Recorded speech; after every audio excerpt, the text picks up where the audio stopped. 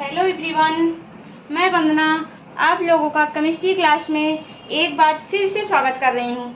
जैसा आप सभी जानते हैं कि मैं आप लोगों को केमिस्ट्री पढ़ाती हूँ, ऐसे ही आज मैं आप लोगों के लिए केमिस्ट्री का एक नया टॉपिक लेकर के फिर से आप लोगों के सामने उपस्थित हो गई हूँ। आज का टॉपिक है फ्रेयॉन। हाँ, क्या है आज का टॉपिक? आज का टॉपिक है फ्रेयॉन। फ्रेयॉन का फार्मूला क्या होता है? कोई बता सकता है मुझे कि फ्रेयॉन का फार्मूला क्या होता है? ये देखिए, फ्रेयॉन का फार्मूला है CF2Cl2। क्या है? CF2Cl2।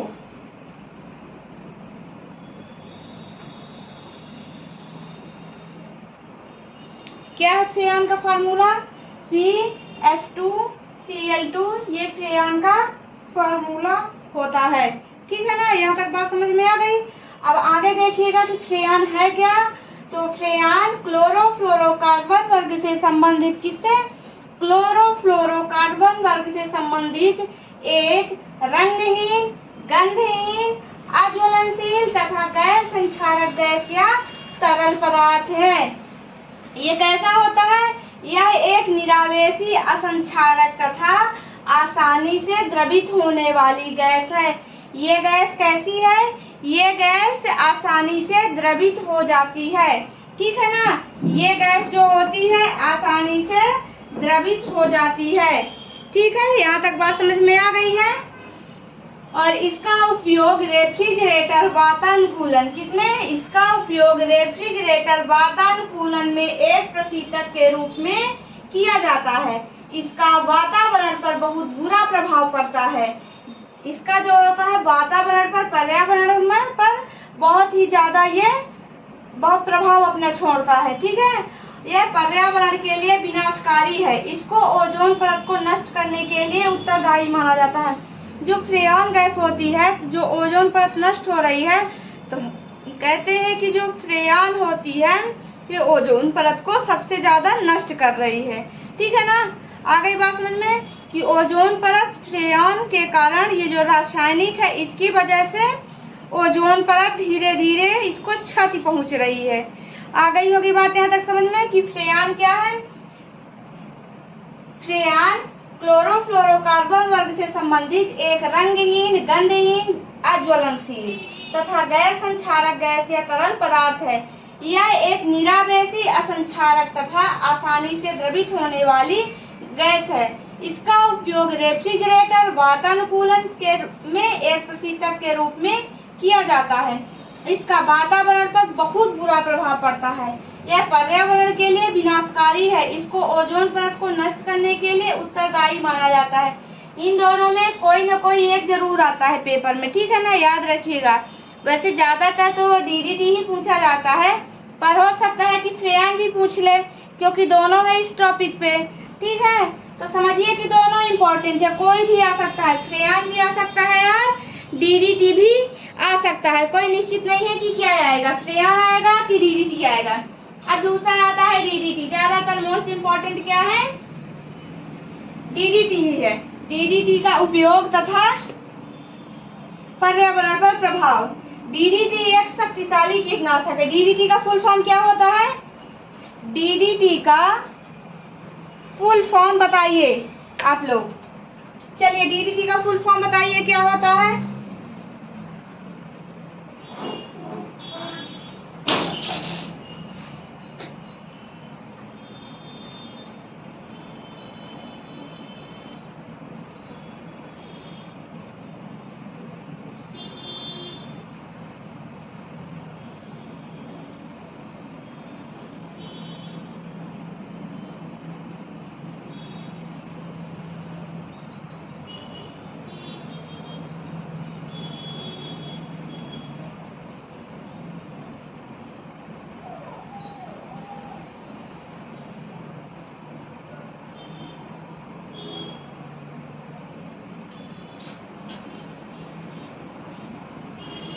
DDT का फुल फॉर्म बताइए क्या होता है? सभी लोग कमेंट करिए, कमेंट करके बताइए कि DDT का फुल फॉर्म क्या होता है। डाइक्लोरो डाइफेनिल ट्राइक्लोरो एथेन होता है। क्या होता है? डाइक्लोरो, क्या है? डाइक्लोरो डाइफेनिल ट्राइक्लोरोएथेन है। डीडीटी का फुल फॉर्म होता है डाइफेनिल ट्राइक्लोरोएथेन। यह जैव अपघट्य नहीं है। ये कैसा है? यह जैव अपघट्य नहीं है। इसके अवशेष वातावरण में लंबे समय तक रहते हैं। जो इसके अवशेष होते हैं डीडीटी के, तो जो वातावरण है, हमारा पर्यावरण है, इसमें इसके जो अवशेष रहते हैं बहुत ज्यादा समय तक सुरक्षित रहते हैं। ठीक है ना। इसीलिए ये क्या करता है, ये जो जीवित प्राणी होते हैं, पेड़ पौधे होते हैं, इनको ये बहुत ही ज्यादा हानिकारक होता है डीडीटी। इसके अवशेष वातावरण में लंबे समय तक रहते हैं तथा इसका प्रभाव बहुत घातक होता है। यह जीवित प्राणियों के लिए अत्यधिक विषैला होता है। इसी कारण इसे कई देशों में बंद कर दिया है।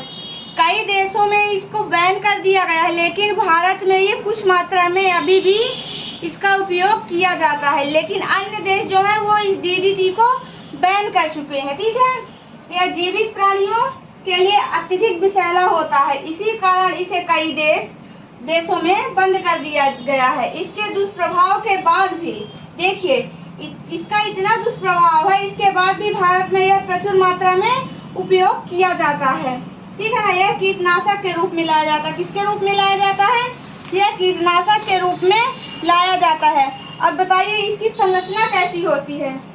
इसकी संरचना देखिएगा, डीडीटी की संरचना देखिएगा, Cl Cl Cl कैसी होती है इसकी संरचना?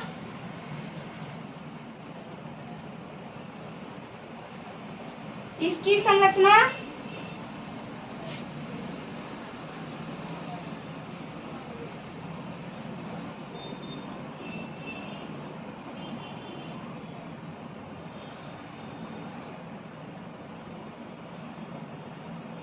ये है डीडीटी की, क्या है ये जो है वो, ये डीडीटी की संरचना है। क्या है? ये संरचना है।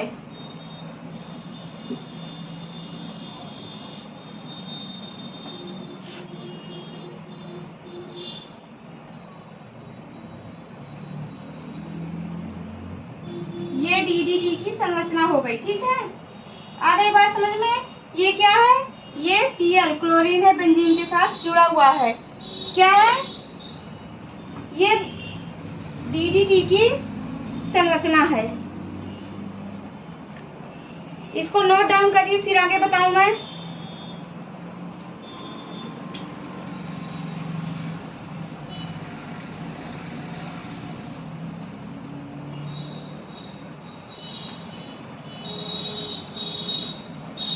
इसको नोट डाउन कर लीजिए, फिर बताऊं आगे।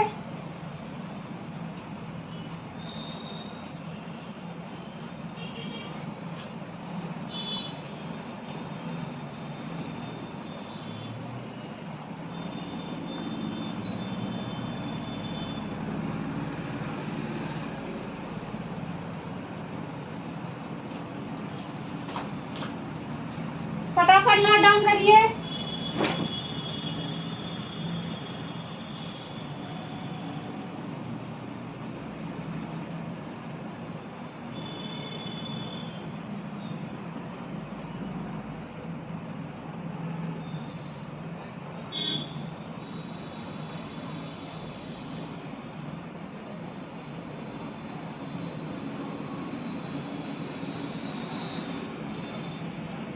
देखिए यहाँ तक आप लोगों के समझ में आ गया होगा। ठीक है ना कि डीडीटी क्या है?